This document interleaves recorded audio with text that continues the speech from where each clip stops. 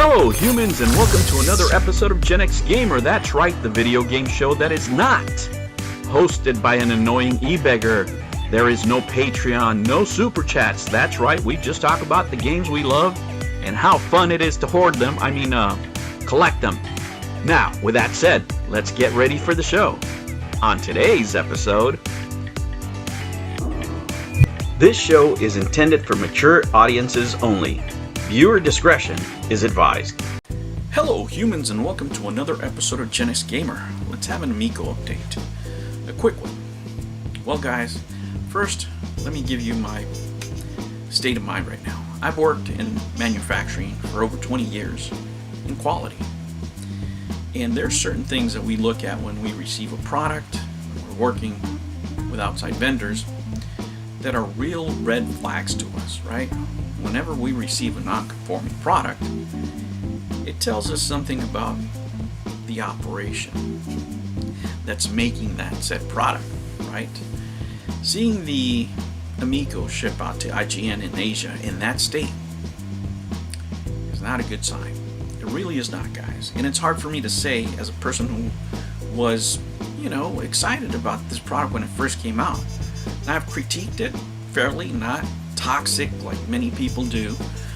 This game console is not for everybody, but really does change my point of view on this console and the company making it, right?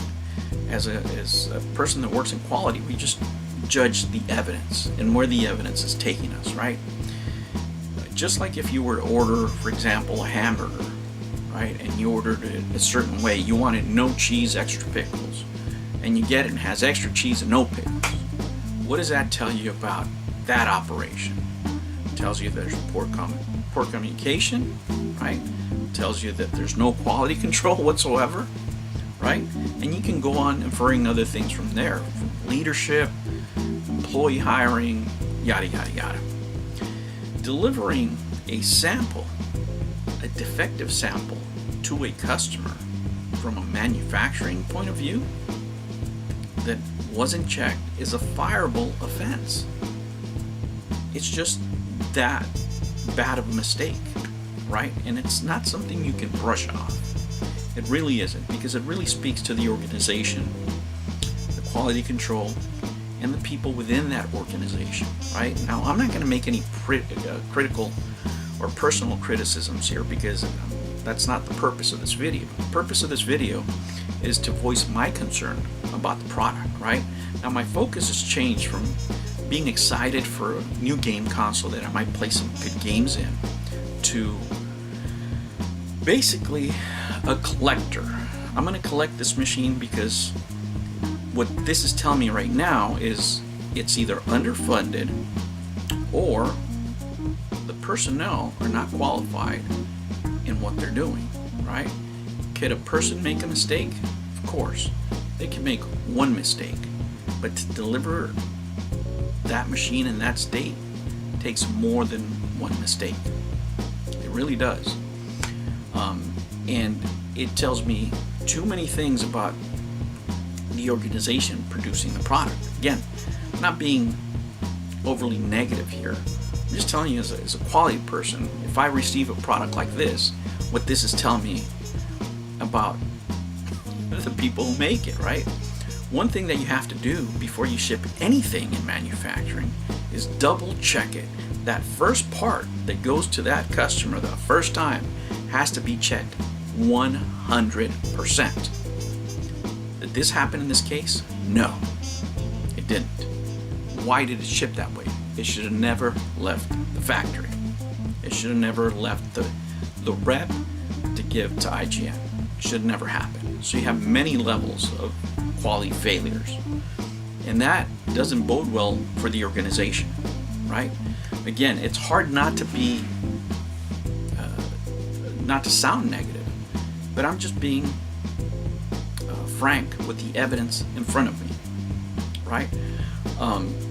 And I've switched from being super enthusiastic about the games I was going to play to buying this machine as a collector to have as an item, because I buy some things because I like to play them, This is one of the things I would buy just because I know it's going to increase in price. Because right now, the rate of success of this machine just went from 75% to 40%. Right? Now, I wish the new Intellivision all the luck in the world, but this has to improve. The methodology of production and delivery has to improve. This is too close to a production date to have this kind of mistake to things to be well. And I'm just going to give you an example. Let's say you did fire the person in charge. How long is it going to take to train a new person? It doesn't take a week. I can tell you that. What if it's 3 people that you need to fire? Right? So that sets you back. Right? That sets you back. And I don't want to get too technical here, guys, but I do want to say that this is a fair criticism. This is not people being over negative about the Intellivision Amico. If you're concerned about lag, because now you have an independent source, a third party saying, hey, there's a problem, right? Now, I know there was an event where people went and played it. Are they specialists? Are they just fans? Are they happy to be there? Are they enamored? I don't know. That would be a fair criticism, right? You can't take, how would I say, you can't take the opinions of people that are getting things for free sometimes, because that's sort of a payment. You can't take the opinion of people who are investing in the company, because that's a conflict of interest. You really do need an independent party to judge the product. And so far we've only had one, and it was negative. And that should have been the one that should have been perfect. If there was a unit out there that should have been double, triple, and fipple checked, it was that one. And that they failed in. And that just speaks terrible about their manufacturing process, right? And even worse, about their quality process.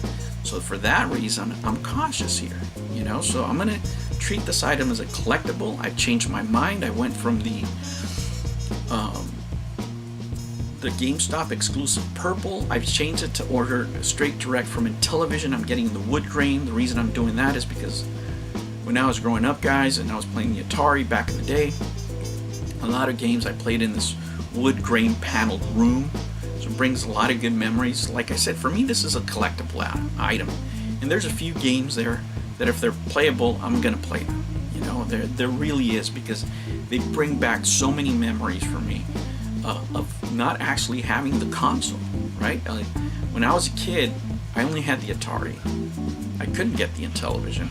And the only thing I could do was go through catalogs and magazines and flip through the pages and dream about having this machine back in the day. So, you know, a lot of it is nostalgia for me. Unfortunately, this machine is not for me. It's not being made for me. It's not being made for the retro gamer, even though it has some retro games in it. It's more for casual gamers, so on and so forth. Now, if you want to critique the company for the quality of games or the style of games, hey, it's not for you, don't buy it, right? But I am very, very concerned about the success of the system now. Should it be delayed? If I was the person in charge of quality there, absolutely. I would not ship machines in bulk. Ship machines in bulk. Say that 3 times. Until I got the process under control, because right now you have a process that's out of control. We've seen issues with this, unfortunately, with this controller before, and you know, and it's not the first time, so we really have to be concerned. For me, it's going to be an investment on a collectible item in the future.